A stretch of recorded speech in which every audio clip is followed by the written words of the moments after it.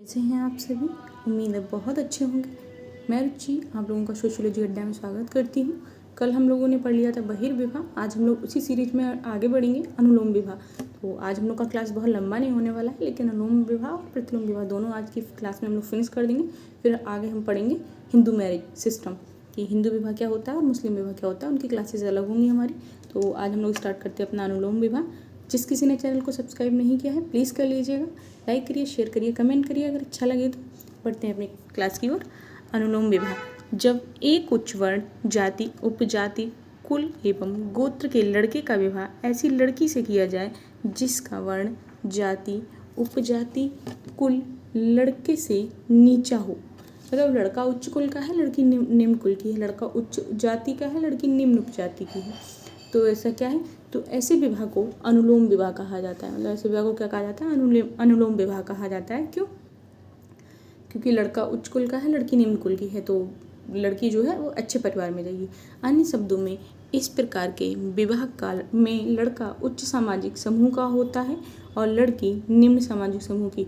उदाहरण के लिए एक ब्राह्मण लड़के का विवाह एक क्षत्रिय या वैश्य लड़की से होता है, तो इसे हम अनुलोम विवाह कहेंगे। आपके सामने एग्जाम्पल भी दिया है। वैदिक काल से लेकर स्मृति काल तक अनुलोम विवाहों का प्रचलन रहा है। मनुस्मृति में लिखा है कि ब्राह्मण को अपने से निम्न 3 वर्णों क्षत्रिय, वैश्य एवं शूद्र की कन्या से, क्षत्रिय को अपने से निम्न 2 वर्णों वैश्य एवं शूद्र से, वैश्य अपने वर्ण के अतिरिक्त शूद्र कन्या से भी विवाह कर सकता है। मैंने ये वाला लास्ट क्लास में शायद समझाया था, उससे पहले वाली क्लास में हम लोगों ने इसको समझा था कि ब्राह्मण 4 विवाह कर सकता है, क्षत्रिय 3 और वैश्य 2, और शूद्र 1 ही विवाह करेगा क्योंकि वह खुद निम्न कुल का है, तो शूद्र 1 ही विवाह करेगा। वही चीज़ यहाँ पे बताई गई है।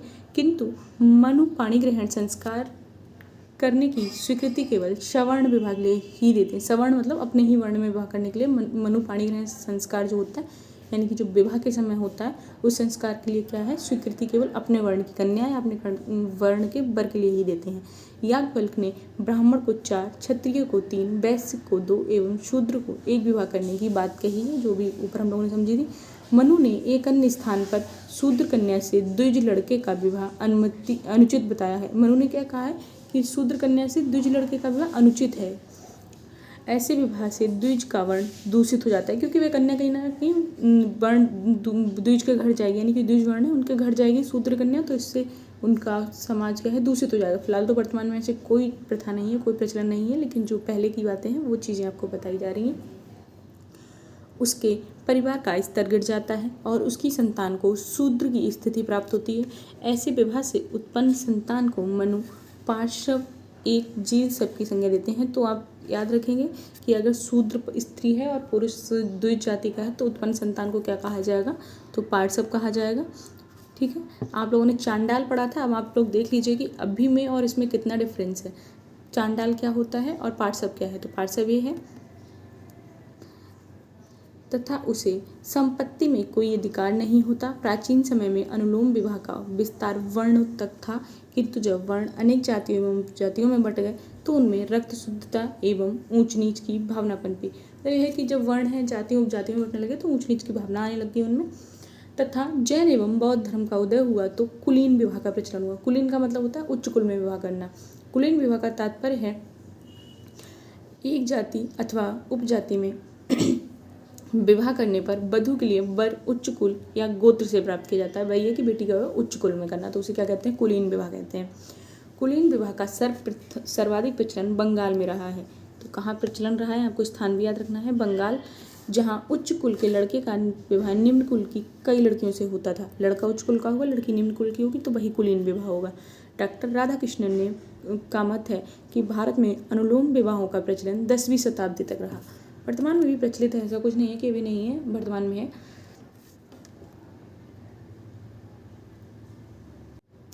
रिजले का मत है कि आरंभ में अंतर्वर्ण विवाहों का प्रचलन इंडो आर्यन प्रजाति में स्त्रियों की कमी पूरी करने के लिए हुआ था। अंतर्वर्ण का मतलब हो गया कि अपने वर्ण से निकल के दूसरे वर्ण में शादी करने का एक कारण इंडो आर्यन जो प्रजातियां थी उनमें स्त्रियों की कमी को बताया गया, क्योंकि निचली जो जातियां होंगी उनमें शायद स्त्रियों की संख्या ज़्यादा रही होगी, तो इसलिए वो लोग उच्च वर्ण वालों से शादी कर लेते होंगे। और जैसे ही उनकी आवश्यकता की पूर्ति हो गई उन्होंने ऐसे विवाहों पर प्रतिबंध लगा दिया।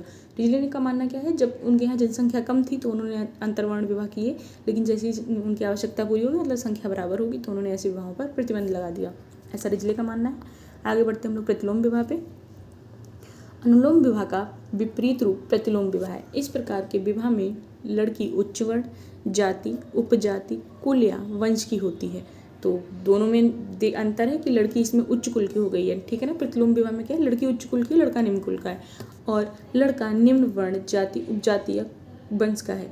इससे परिभाषित करते हुए कपाड़िया लिखते हैं। अब कपाड़िया की हम लोग डेफिनेशन देख लेते हैं। एक निम्न वर्ण के व्यक्ति का उच्च वर्ण की स्त्री के साथ विवाह प्रतिलोम विवाह कहलाता है। बिल्कुल जो इनकी डेफिनेशन है, जो लाइंस होती हैं वही इन्होंने बताया है। उदाहरण के लिए यदि एक ब्राह्मण लड़की का विवाह किसी क्षत्रिय, वैश्य अथवा शूद्र लड़के से होता है तो ऐसे विवाह को प्रतिलोम विवाह कहा जाएगा। ब्राह्मण क्योंकि उच्च कुल है उसका, क्षत्रिय, वैश्य, शूद्र निम्न कुल है उसकी तुलना में, तो इसलिए इस विवाह को प्रतिलोम विवाह कहा जाएगा। इस प्रकार के विवाह से स्त्री की स्थिति निम्न हो जाती है। स्मृतिकारों ने ऐसे विवाह की कटु आलोचना की है, ठीक है ना।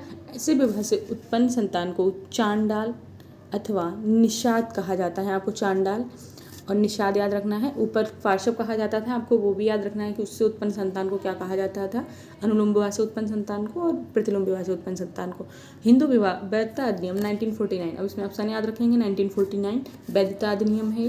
हिंदू विवाह अधिनियम 1955 में अनुलोम एवं प्रतिलोम विवाह दोनों को वैध माना गया है। तो दोनों को कौन से अधिनियम से वैध मान लिया गया है, तो पहले तो हिंदू विवाह वैधता अधिनियम 1949 से, फिर दूसरा है हिंदू विवाह अधिनियम 1955 से।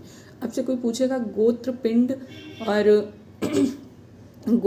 और अनुलोम प्रतिलोम विवाह को किससे अनुमति मिली है, तो हिंदू विवाह अधिनियम 1955 है, लेकिन अनुलोम और प्रतिलोम विवाह के लिए अगर स्पेशली पूछा जाएगा तो 1949 वाला आएगा। पहले हिंदू विवाह अधिनियम में गोत्र, पिंड और अनुलोम और प्रतिलोम दोनों की बात, चारों की बात अगर करता है इकट्ठा तो 1955, और अगर केवल अनुलोम प्रतिलोम विवाह की करता है बात तो हिंदू विवाह वैधता अधिनियम 1949, ठीक है ना। आज की क्लास हम लोग यहीं पे ख़त्म करते हैं, क्योंकि आज हम लोग का केवल एक ही टॉपिक बचा था, अनुलोम और प्रतिलोम विवाह। कल से हम लोग हिंदू विवाह स्टार्ट करेंगे, क्योंकि हिंदू विवाह में बहुत कुछ अभी हम लोग को पढ़ना है। सिर्फ ऊपर से भी हम लोगों ने देखा उसको, अंदर उसमें जाएंगे तो बहुत कुछ मिलने वाला है पढ़ने के लिए। तो हम लोग नेक्स्ट क्लास स्टार्ट करेंगे हिंदू विवाह की, है ना। हिंदू मैरिज एक्ट, हिंदू विवाह क्या होता है, मुस्लिम विवाह क्या होता है, क्या तलाक, क्या मेहर होता है, और इन सब बारे में बात करेंगे नेक्स्ट क्लास में। तब तक के लिए tata, bye bye, take care. जिस किसी ने सब्सक्राइब नहीं किया चैनल को सब्सक्राइब कर ले, और क्विज के लिए जुड़े हमारे टेलीग्राम चैनल से। जो लोग टेलीग्राम पे नहीं हैं, लिंक नीचे डिस्क्रिप्शन बॉक्स में मिल जाएगा, वहाँ से आप हमारे टेलीग्राम चैनल से जुड़ सकते हैं, ठीक है। Thank you, bye bye, take care, मिलते हैं नेक्स्ट क्लास में।